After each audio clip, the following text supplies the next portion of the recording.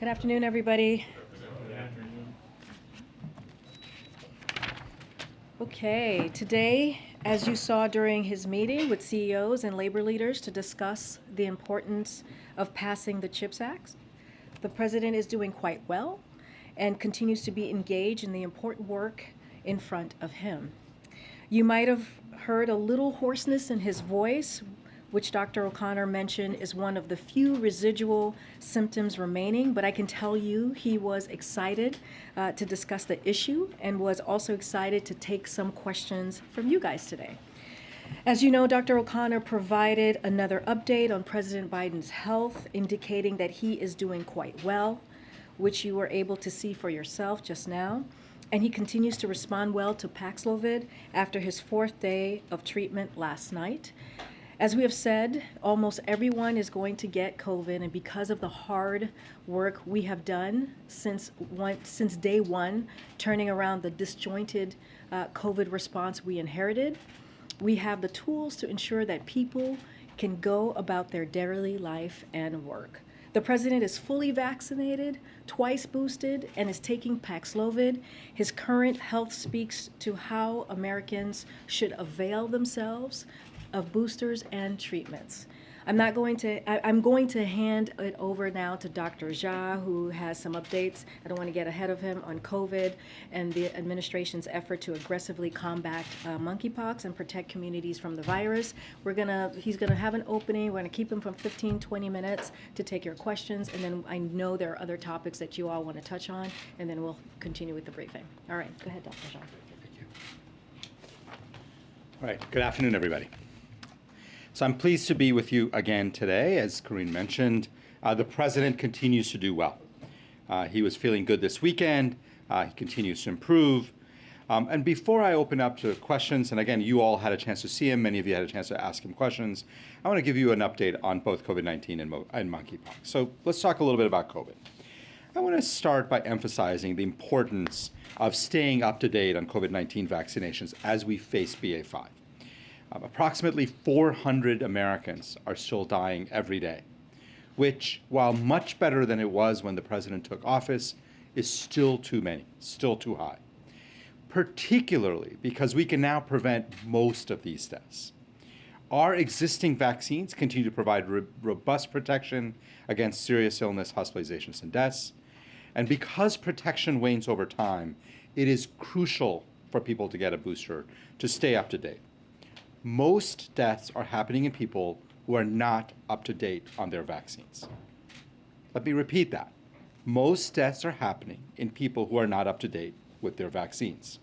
And it is critical that people get out and get vaccinated. As I have said this, and as I've said before, and I will say again, if you're over 50 or moderately or severely immunocompromised, but if you're over 50 and haven't gotten a vaccine this year in the year 2022, you should get one right away. I would not wait. Now, looking ahead, we know this virus is constantly evolving, and we can't be complacent. And we are in the much better situation that we are in today because we have been aggressive and forward-leaning in our approach, and we will continue doing that. And to that end, tomorrow, we will be hosting the White House Summit on the future of COVID-19 vaccines. There's a lot of work happening inside the US government and in private industry on the true next generation of COVID-19 vaccines. And the summit will feature some of the cutting edge work being done by US government scientists, scientists in the private sector, companies, American companies who are working on these issues. This summit is an opportunity to bring people together to showcase the science that is already happening, to highlight the work of this administration and what it is doing to bring about these advances for the American people. Now, I want to take a few minutes to talk about monkeypox because this is, I know, also has been on people's minds. And we all saw over the weekend that the World Health Organization declared a public health emergency of international concern. So let me give you a quick update. The declaration by Dr. Tedros of the FIC, the Public Health Emergency of International Concern, was a call to action to the world community to stop the spread of this virus. The international community must work together to protect individuals that have been impacted by monkeypox and those most at risk of contracting the virus. WHO's declaration will allow the United States and other partners to better collaborate, to share data, and to get critical information out to high-risk communities. Here at home, since the earliest days of this outbreak in the US in mid-May, the Biden administration has deployed a robust, comprehensive strategy to combat monkeypox. Our strategy has 4 key pillars, and I want to go through them. First is to dramatically scale up procurement, production, and distribution of vaccines. Second is to significantly expand access to testing. Third is to significantly expand access to treatments. And fourth is outreach to communities most affected by the virus. We have been working around the clock to ramp up our response and to make important progress in short order. To date, we have distributed more than 300,000 vaccines to jurisdictions around the country. We have procured more vaccines than any other country in the world, probably more than every other country in the world combined. FDA is working quickly to finalize the approval of nearly 800,000 additional doses, and we are getting ready to ship these doses to jurisdictions once FDA has finally approved them. We have 1.3 million doses of TPOXX, the treatment for smallpox that can also be used for monkeypox, in our stockpile. And we are working day and night to make access to that treatment easier for providers around the country. When the first case of monkeypox was confirmed in the United States, we had the capacity to do 6,000 tests per week, much higher than demand. But we knew that testing at the time wasn't as convenient for providers as it needed to be. So the CDC immediately started working with 5 of the biggest commercial labs to get monkeypox testing going online, so doctors can use their existing partnerships with commercial labs. Today, because of that work, there is capacity to do 80,000 tests per week. And we are continuing to do extensive outreach to providers to make testing easier. Finally, we've been working on the ground with communities, health partners, members of the LGBT community and others to ensure that we are getting out good information, that we are addressing concerns that they have, we are listening to their concerns. And finally, we want to make sure that all Americans understand that we are continuing to take this virus seriously. We're going to continue working on increasing access to testing, vaccines, and treatments, and making sure that Americans understand what risks and challenges this virus faces and what the administration is doing to respond to it. All right, let me finally finish up by saying you've heard a lot of talk this weekend from the Department of Health and Human Services about what it is planning to do. You heard Secretary Becerra today talk about the importance of this virus and the government's response. We are committed to being not only continue to be aggressive, but to continue to ramp up our response to this virus and protect communities in the United States that have been most affected by monkeypox. Let me stop and take questions. I think I have about 15 minutes or so. And KJP, I'll let you drive the question taking.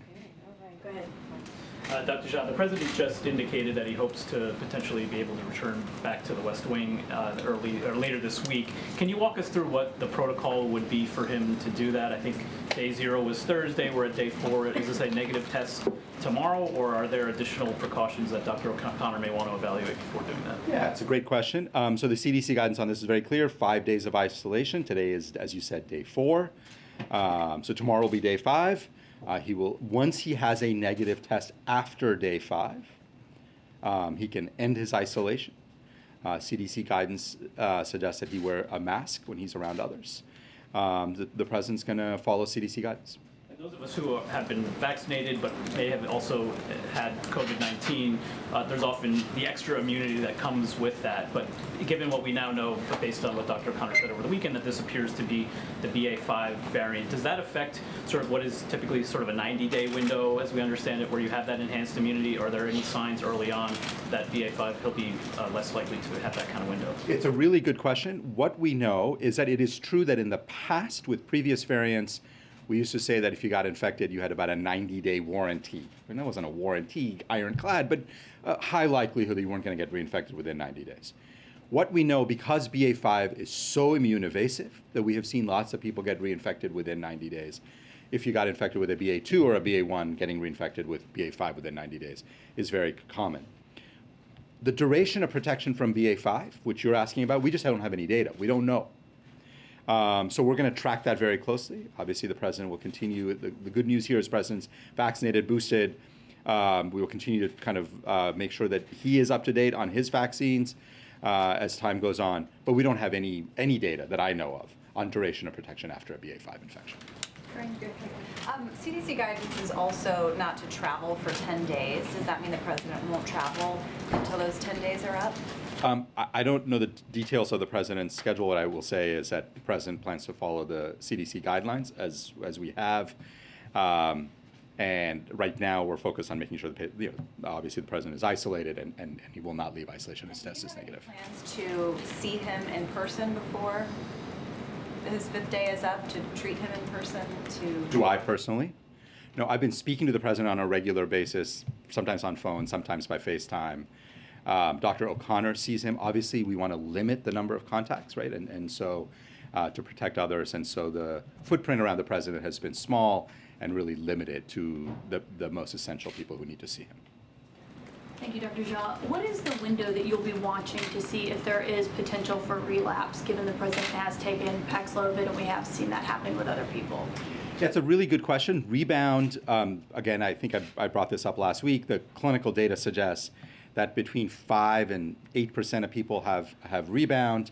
And that happens sometimes as early as 3 or 4 days, sometimes it can be a little longer.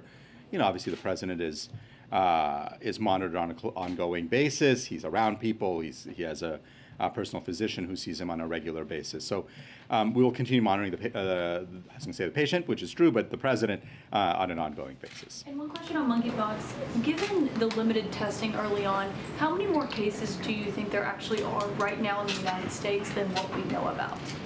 Yeah, so I would say, first of all, in terms of testing, we had 6,000 tests available per week. It works out to about 800-900 tests a day. I don't think testing capacity has been a major limitation. One of the challenges has been that a lot of providers have found it difficult to actually order the tests. That's one of the reasons we brought in the national labs, because physicians are very comfortable using national labs. Obviously, we want to continue working on making sure testing is more and more widely available so that we're tracking every case and identifying every case. I don't have a number of how many cases, further cases are out there. But I do expect, by the way, that as all these national labs now come online, as they have over the last week, would not be surprised if we see an increase in cases as testing becomes more robust.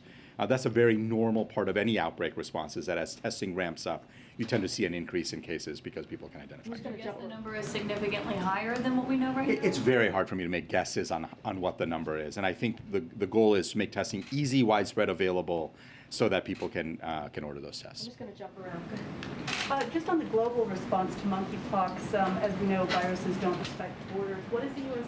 able, willing, prepared to do to address that, especially since this affects communities that are often stigmatized, left out of public health interventions? And then I have a follow-up Trump question for you, Karine. I can take it once, Dr. Jha. Yeah, so we have had a very global, kind of very strong engagement in the global community on monkeypox for years. We have worked with multiple countries on the African continent, where most of the disease has been endemic in the past. We continue to have strong partnerships with multiple countries around building up laboratory capacity, that same testing capacity we're talking about here in the United States. It's really essential that other countries have that as well. We're continuing that work.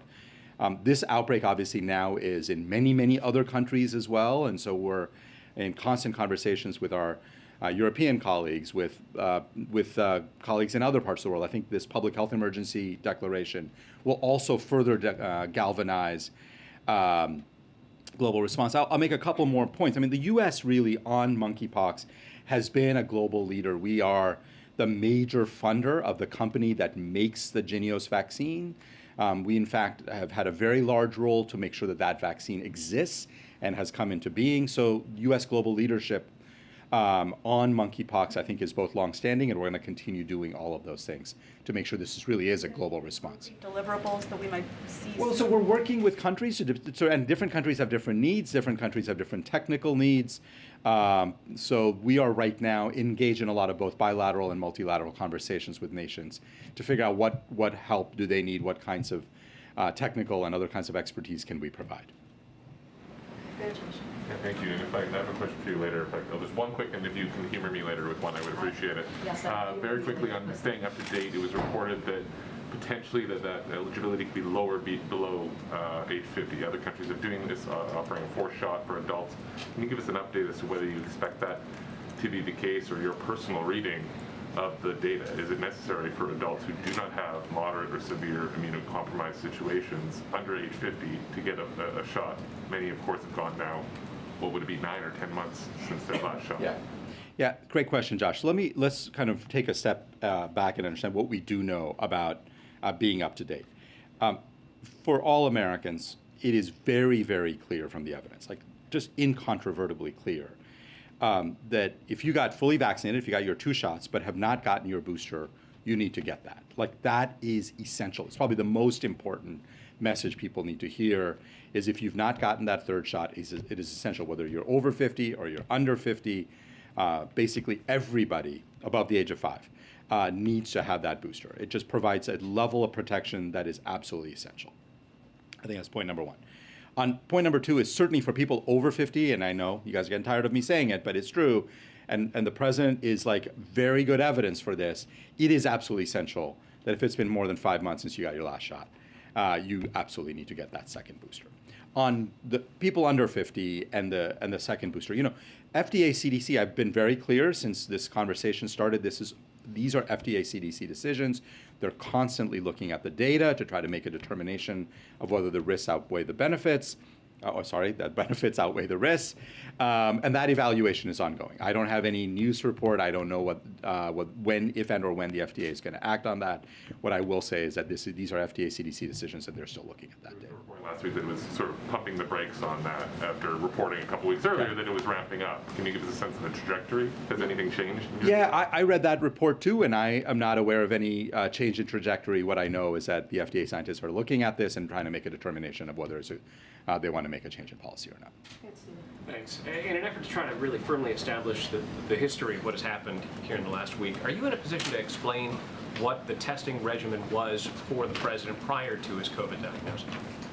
What I will say, and what I know is, and again, Karine, you may have more on this, is that there was a regular cadence. As you might imagine, the president travels. The president has different days where he's interacting with different numbers of people. So all of that goes into the regular cadence. The president got tested on a regular basis, but there was not a single cadence that was true every week. It varied based on a lot of other factors as well, based on what was happening with his travel schedule.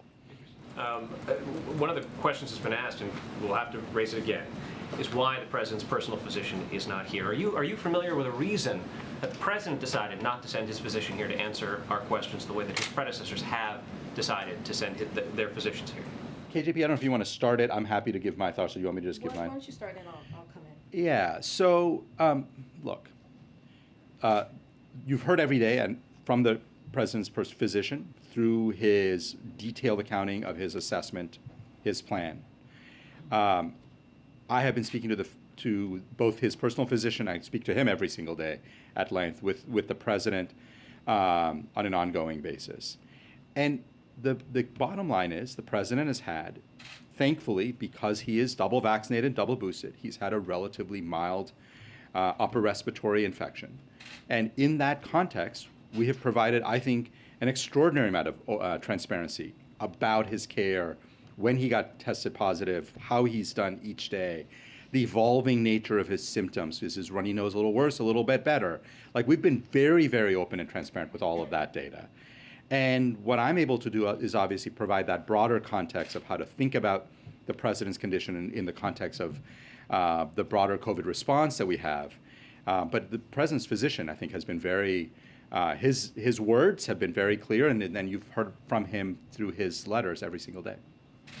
Forgive me, there's a history here in this room of the president's physician standing here to take questions, Yeah. and in part it's because some of your colleagues in the medical profession do have questions, and they've asked us to ask those questions about why the president's doctor ordered him to stop taking Questor and Eliquis. You have done your best to communicate the answer that the president's physician has given, but are you familiar with the reason why the president decided not to send his doctor out to answer those questions specifically? Yeah, what I will say is, again, if you take a look, step back and ask the question, what's the medical condition that the president has? Yes, he has COVID, which is very dangerous for people who are not vaccinated, not boosted, not taking therapeutics. But that is not the president. The president's immunity is up to date. He's getting treated. In that context, he's had thankfully, and again, continue monitoring the president and hope that it all continues the way it has gone so far. But he's had, thankfully, a relatively mild respiratory illness. In that context, I think that you've been hearing from the president's physician, you're hearing from me. That is a lot of information, and certainly plenty of information to understand both the president's condition and the decisions that are being made. I don't know if you want to add anything further. I mean, look, just a couple of things, as you, Steve, mentioned from some of our medical colleagues. Just want to say a couple of things about some notable healthcare professionals who have validated our treatment approach, who have been on networks here in this room, and also who have been in newspapers of some folks here. For example, Dr. Lena Wen from George Washington University in the Washington Post, she said, "The president's medical team has done all the right things following his diagnosis. The fact that he contracted the coronavirus doesn't mean that the vaccines don't work, rather succeeded because they are keeping him out of the hospital. The United States has had so much success with vaccines and treatments that even when the president gets the virus, it's business as usual." Dr. Sanjay Gupta, CNN chief medical correspondent, the statistics are very much on his side because of his vaccines and the Paxlovid medication. It's a different time. When President Trump got COVID, there was no vaccine at that point. So this is an example of how effective the vaccines are, just if you compare those two situations. And the reason why I read those two is because we have seen from his doctor that he's had very mild symptoms, that right now he's almost completely resolved, and he has been able to do the work of the American people. And so if you go back to on Thursday, when we learned he was positive, we put out a statement. I put out a statement. Then we had a letter from the doctor, and then we kept our commitment on making sure you heard from the doctor himself. Look, we are in a different place. This is not 21, 22 months ago. This is not even a year and a half ago.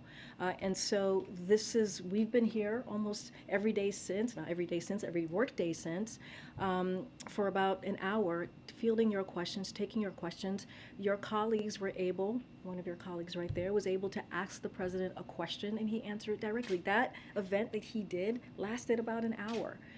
So you've had eyes on him, you've asked questions, you've heard from us, and we're going to continue to give that information as well. There's one last thing, and that's it for me. Did you foresee a circumstance, Karine, where the person who treats the commander-in-chief of the armed forces will never or will ever come to this podium? No, that's not what I'm saying. What I'm saying is that we're in a different place with COVID, right? We are able to do the business, he's able to do the business of the American people, and not just him. Other Americans as well, because there are vaccines that are free, because there are boosters that are free, because there's Paxlovid, which is an antiviral medication that has helped him really take to the treatment well, really recover very well. You saw him again for your very own eyes. You saw him give a speech at Noble that we just played for all of you, which is why we were a little bit behind in starting this, and also during his CHIPS event. And so that's not what I'm saying. I'm saying that we are just in a different time with COVID. Thanks, Karine. Just to go back to some of the Paxlovid rebound questions. Once the president does test negative at some point in the next coming days, how often then will he be tested to determine he stays negative and that there isn't the rebound? What would that testing cadence look like? It's a good question. So as you know, he may remain PCR positive for a long time. We don't use PCR testing in people who, everybody who recovers. So we don't use PCR testing. But in terms of the regular cadence of his antigen testing, that is not something that I don't know what the cadence will be, and that's something that's going to be decided between him and his physician. And you mentioned the 90-day warranty that, in previous rounds of COVID and variants people had, and that this one, there's no data because we don't know it yet. But, the president, when he does then test negative, what would your recommendation be in terms of what his protocols would be when he goes back to events, when he goes back to engaging with people in the public? Do you have to go back to assuming that he could get it very soon after this? What would the level of caution have to be for the president given this particular variant and the transmission of it right now? Yeah, so there's a lot of hypotheticals here. Let me just say what we know. I mean, the expectation is that while BA.5 is dominant, anybody who's had a BA.5 infection should have a relatively high degree of protection against further BA.5 infections. That's, I think, a reasonable assumption, but there's not a lot of data on that, so we're obviously going to continue collecting that data. This is a president who has been very clear that he wants to be out among the American people, spending time with people, meeting with people, interacting with people. Once he is cleared and is testing negative, I'm assuming that he will go back to some version of that, as you saw, even while he was infected and still is, I guess, but potentially contagious. He continued working, and I expect him to have a schedule that he goes back to, a cadence where he's again interacting with people. But the details will obviously vary based on kind of how things go in the days and weeks ahead. Yeah, thank you. Related question, should we expect a scaled back schedule from the president once he tests negative and is in person again, or is it, back to normal very quickly? Like what should we look for in the coming days after he does test negative and returns in person? Yeah, I'll give you this is a president who continued working like 8-10 hours a day while he has been infected. He's just worked a lot. Again, let's see when he tests negative. My assumption is that he will continue doing well. Obviously, we're going to continue monitoring him and making sure that does happen. And based on all of that, I think we'll see but he's got a long agenda. He's got a lot of work he wants to be doing for the American people. And so I think there'll be, some negotiation around.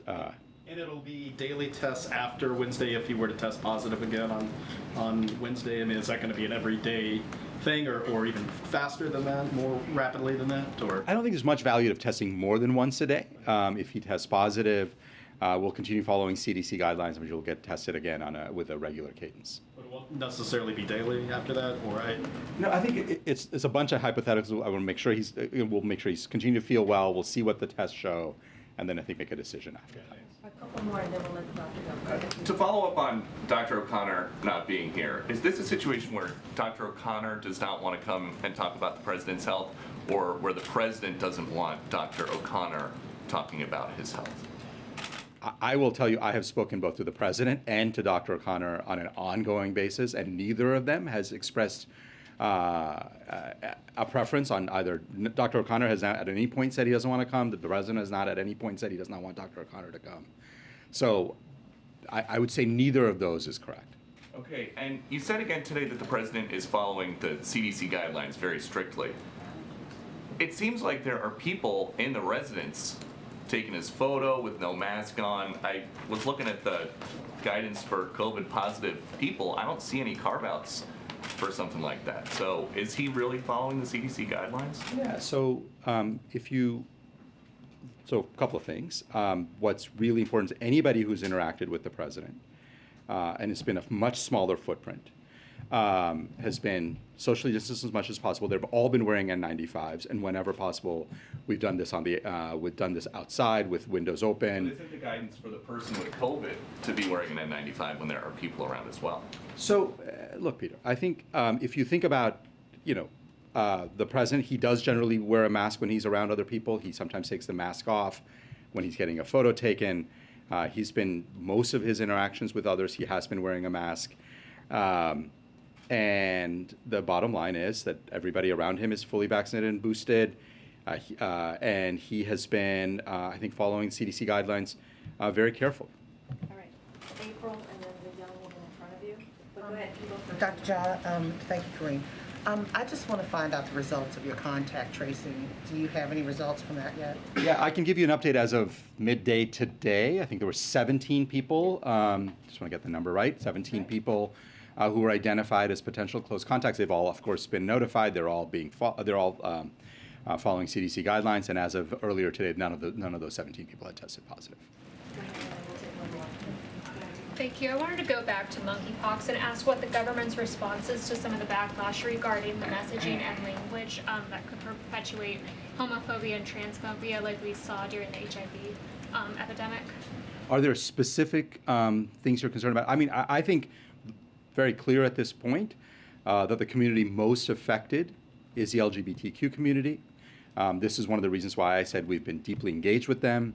Both to share information, also to learn more, make sure that everybody's communicating in a way that's both scientifically accurate and respectful. Obviously, it's really important that we do not use this moment to propagate homophobic or transphobic messaging, and I think it's really important that we stick to the science, stick to the evidence, and do it in a way that's respectful of people. Thank you. Just following up on monkeypox, when will you decide, whether it merits declaring a public health emergency, and what other factors would you need to look at? Yeah, it's a good question. This is a decision that will be made by Secretary Becerra, Department of Health and Human Services. With any outbreak, that evaluation almost sort of begins day one. People start looking at it and thinking about, when is that appropriate? I think Secretary Becerra will make that decision when he thinks that doing so will help with the response. Obviously, a PHE opens up certain capabilities for the Department of Health and Human Services. I know those are conversations that are ongoing and continue, and that'll be a decision made by Secretary Becerra. And on the monkeypox vaccine, is there consideration of invoking the DPA to produce more of it, and how much do you estimate the U.S. would need total? Yeah, that's a very good question. Again, and what I will say is, right now we have about 780,000 doses that we're planning on making allocations about in the next few days, pending FDA authorization, of course. We're looking at the company that makes it. We're looking at their ability to produce more. We're talking to them about contract manufacturing in the United States and being able to produce more vaccines here. So we're looking at a whole range of options. Obviously, if other tools that the federal government has at its disposal are helpful, we will not be shy about invoking those tools. But right now, we are looking at these sets of factors to see how much more vaccine can we get in the United States. All right. Thank you all for listening, and have a good day. And I'll let you back to KJP. Thank you. Okay, two things at the top. Peter, you're leaving us so soon. So sorry. Ah, I'll be back. So disappointed. Okay, I just have two things at the top, and then we'll get started. Okay, so we are closely monitoring the wildfires raging through western United States, as well as the extreme heat conditions impacting millions of Americans. The president has also been receiving regular updates. Our hearts go out to the people who have been impacted by these extreme weather conditions, including those who may have lost their homes or businesses to what has become California's biggest fire so far this summer. More than 2,500 personnel and firefighters are on the ground fighting the fire, and FEMA on Saturday quickly approved additional grant funding to help California pay for the cost of fighting the fire. Federal agencies are also working with state and local partners to provide clear and accessible information on how people can protect themselves from extreme heat. And federal officials are proactively inspecting over 70 high-risk industries in areas under a heat warning or advisory. As always, we are grateful for the brave and swift work of federal, state, and local responders. It is clear that the impacts of extreme weather are intensifying across the country, which is why President Biden will continue to take bold action to tackle the climate crisis and protect Americans from threats like extreme heat. And tomorrow, the administration will launch heat.gov, a new website that will provide information and tools to assist federal, state, and local governments in responding to extreme heat. President Biden has made clear that if the Senate is not acting on the climate emergency, he will. In the coming days and weeks, our administration will continue announcing actions to help communities coping with extreme heat, mitigate wildfire risk, and tackle the climate crisis. One last thing before we start. President Biden is committed to doing everything he can to lower costs for the American people. We have now seen more than 5 straight weeks of gas prices dropping, and the current drop in gas prices remains one of the fastest declines in over a decade. Gas prices have declined by an average of 66 cents per gallon over the past 41 days. At current prices, the average driver will spend $30 per month less than they would if gas prices stayed at their peak, or $70 per month for a family with 2 cars. And according to an industry analyst, the most common price at gas stations across the country is now $3.99 per gallon, with around 40,000 gas stations across more than 36 states now offering gas at $39.99 per gallon or less. There are now also 9 states with average gasoline prices under $4. For Americans looking for a little additional breathing room, as you hear the president say often, these savings truly matter. All right, Will, you want to kick us off? Sure, thanks. So medical issues aside, I just wonder, can you give us a better idea of what the president's return to work will look like? Does he have events that are already scheduled and on hold until he gets in person? Is he waiting on announcements that we might get? So right now, I mean, just like Dr. Jha was saying, I don't want to get into hypotheticals. Right now, the president is still working. He's working 8+ hours. That is something that he told me personally when we talked last week. You saw him today speaking at the Noble event, and also holding an event with CEOs, labor leaders, and his own economic team for about an hour. So he is constantly working, constantly making decisions on behalf of the American people. I don't have a schedule to lay out for you at this time. You can't tell us if he's got things he wants to do but he can't do because he can't do them personally? I don't want to get ahead of the president at this time.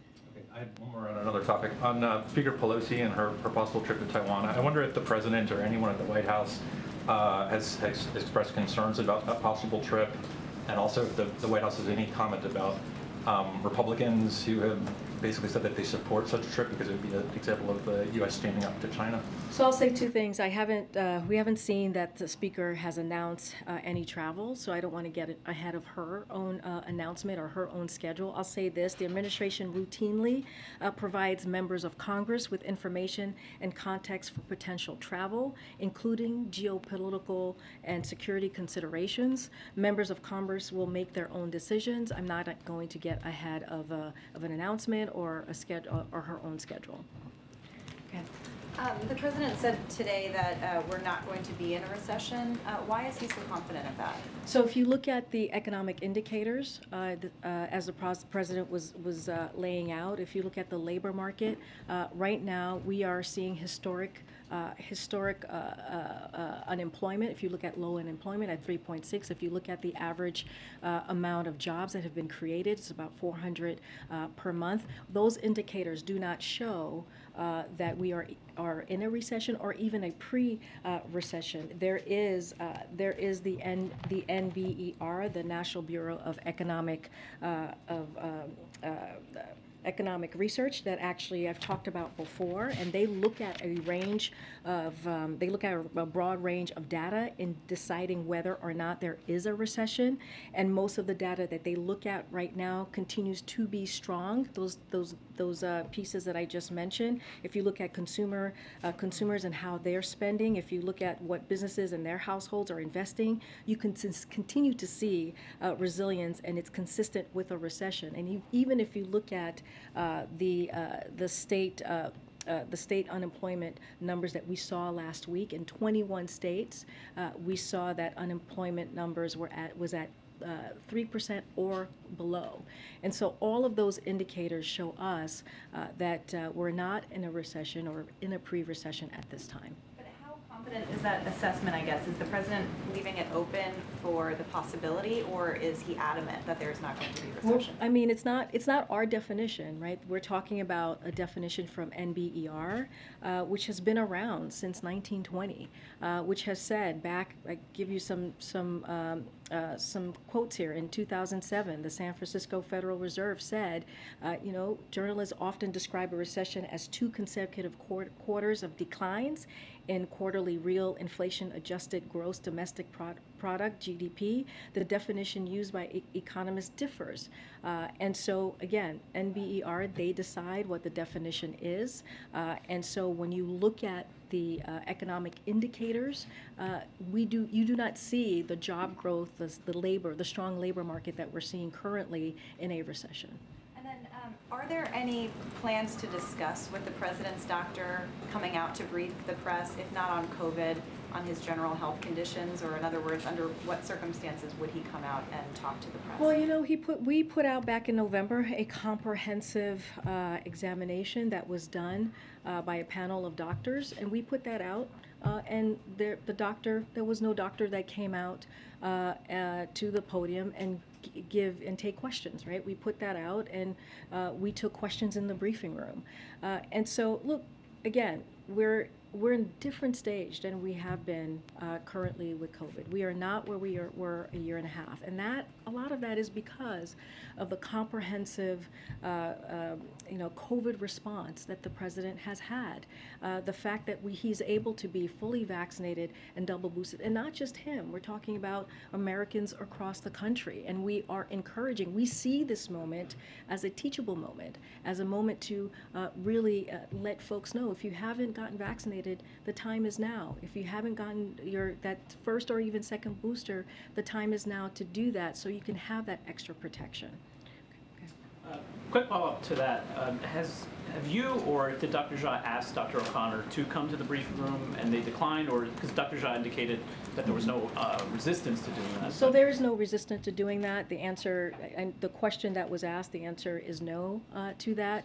We believe that, not even we believe, we know that the president has very mild symptoms. He is managing this. He's reacting to the treatment very well. This is coming from Dr. O'Connor. And you all have seen him today, twice. Taking questions from your colleagues. And so he's able to resume, I should say, work on behalf of the American people, as he has been. He's isolated. He's following CDC guidelines by being isolated. But again, this is what's important about the time that we're in.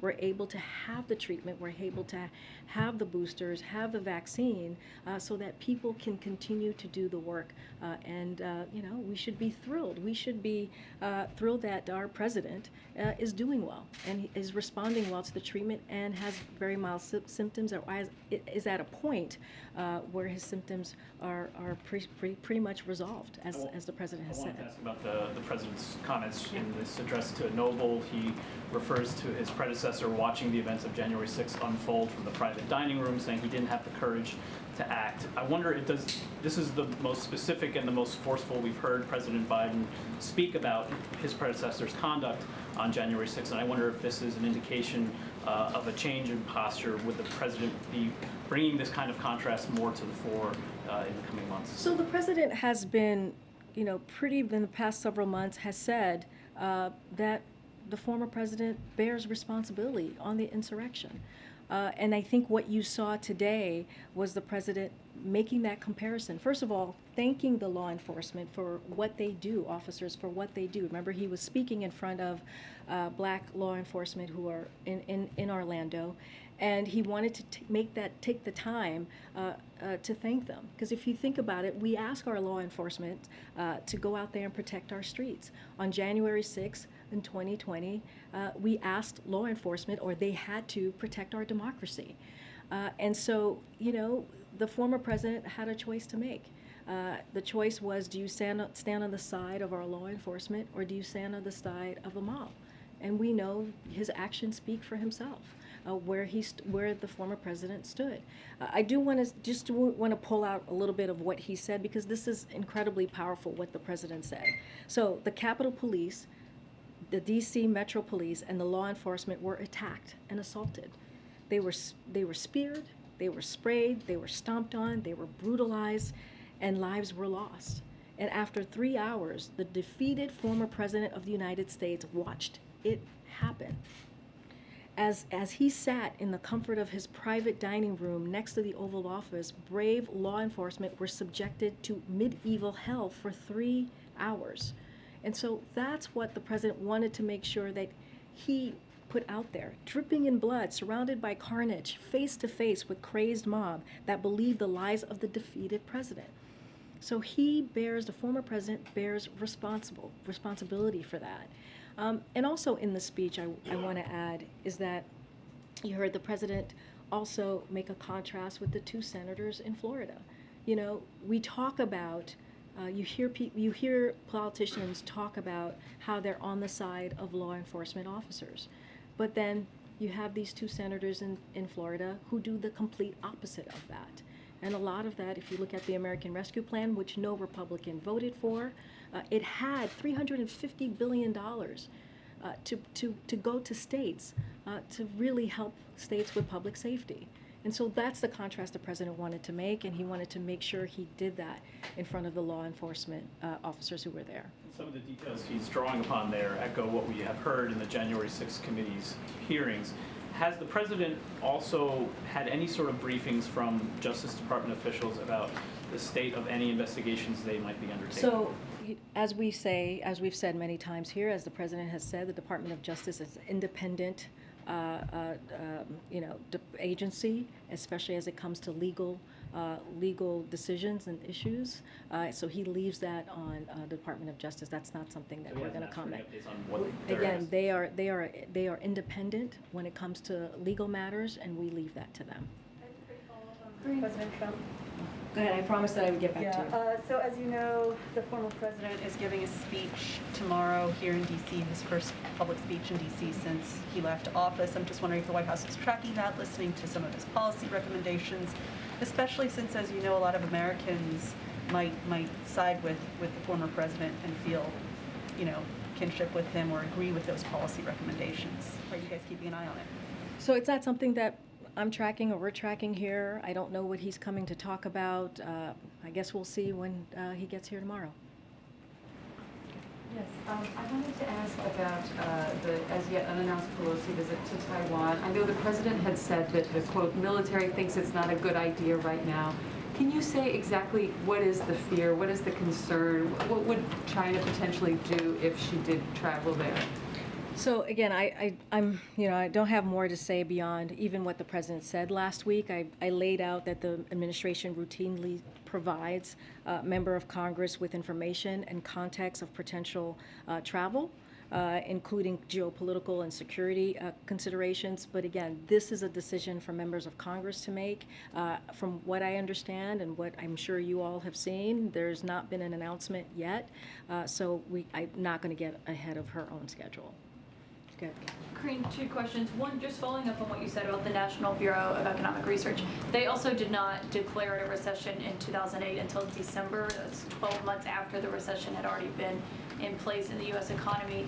But based on what the president said earlier, have his economic advisors told him they also don't think a recession is likely? And what is exactly the White House's definition of a recession?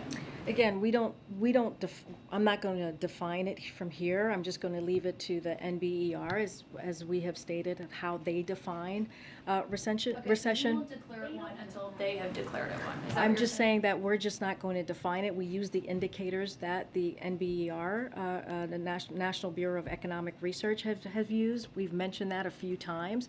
But going to your question about how sometimes it's late, look, I think what the point that we're trying to make here is that we have a strong labor market, which you don't normally see. in a recession. That is very uncommon to see that. When you see an average of 400,000 jobs created per month, when you see an unemployment at 3.6, which is historical, that does not define a recession. And so that's what we point you to. That's what we're looking at, as how the economy is currently in this moment. And the reason why is because of the work that this president has done, because of the American Rescue Plan and turning back on an economy that was in crisis when he walked in, when 20 million people were collecting unemployment benefit insurance, and now we have historic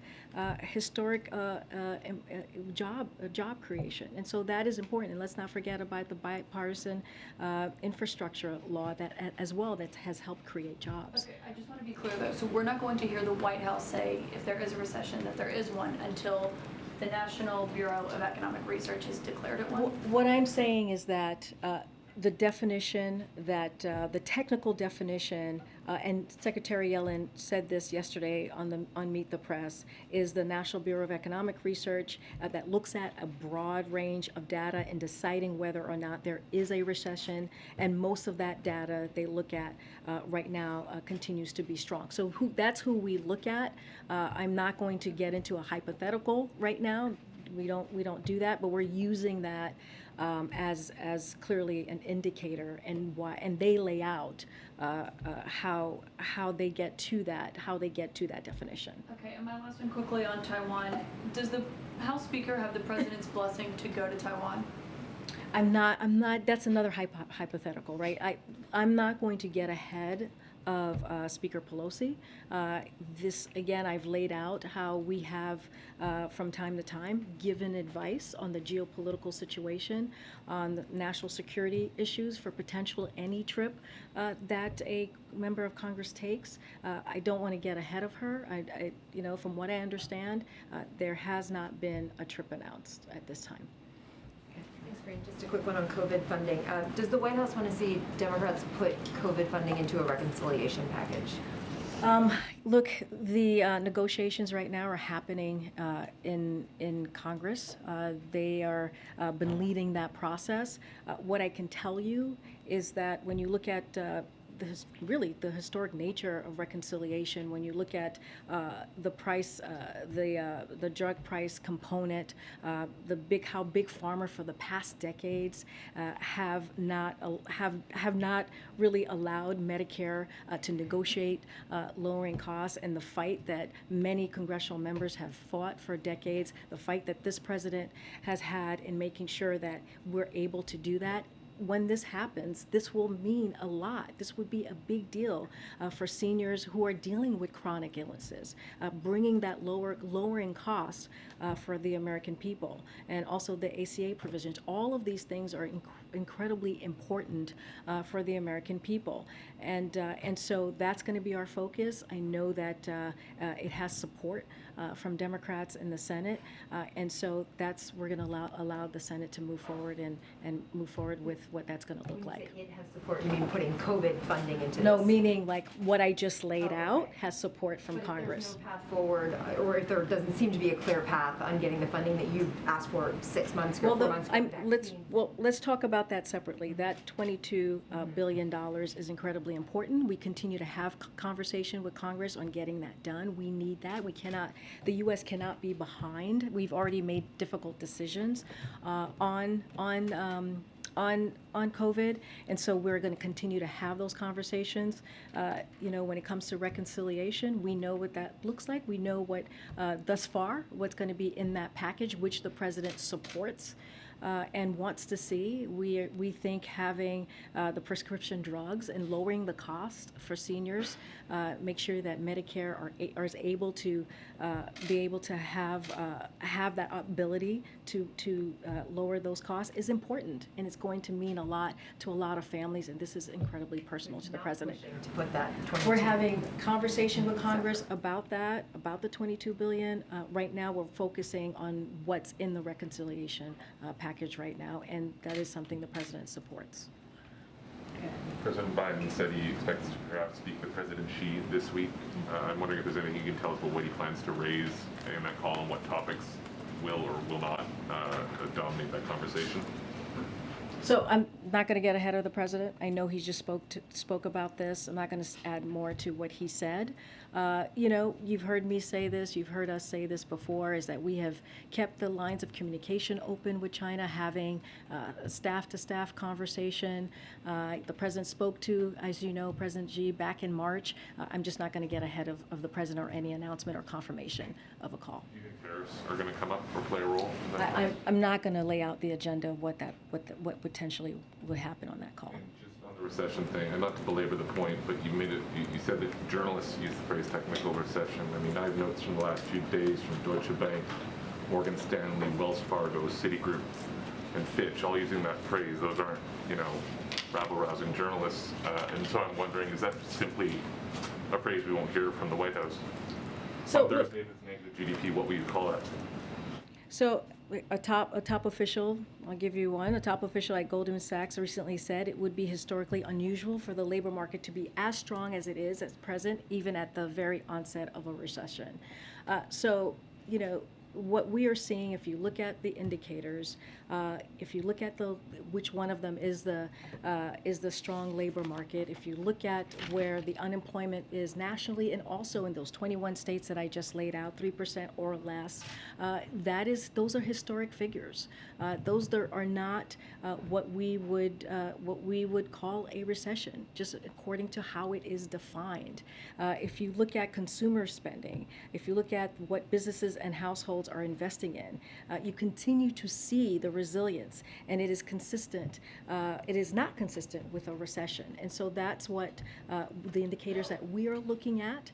And I will add, Brian Deese will be in the briefing room tomorrow, so you guys will all have an opportunity to ask these very same questions of him. He is as you all know, our National Economic Council. He's the director of the National Economic Council, so you'll have the opportunity to ask him these very same questions. Thank you. Oh, okay. Well, thank you guys. See you tomorrow. Do you have any reaction to the Russian foreign minister who is on African tour? He was in Egypt yesterday, Congo, Brazzaville today, Uganda tomorrow. Yeah, I'll address that very quickly. So look, the Russian Federation knows its horrific war against Ukraine has caused the majority of the international community to see it as a pariah state. You've heard us say this before. Russia has created a global food crisis by preventing grain exports. Its bombing of the Odessa port is a violation of its own agreements. Foreign Minister Lavrov, as you just stated, is attempting to engage with countries to try to stem the onslaught of outrage against Russia, especially by misrepresenting Russia's role in causing a surge in global food insecurity. I'll see you guys tomorrow. Thank you.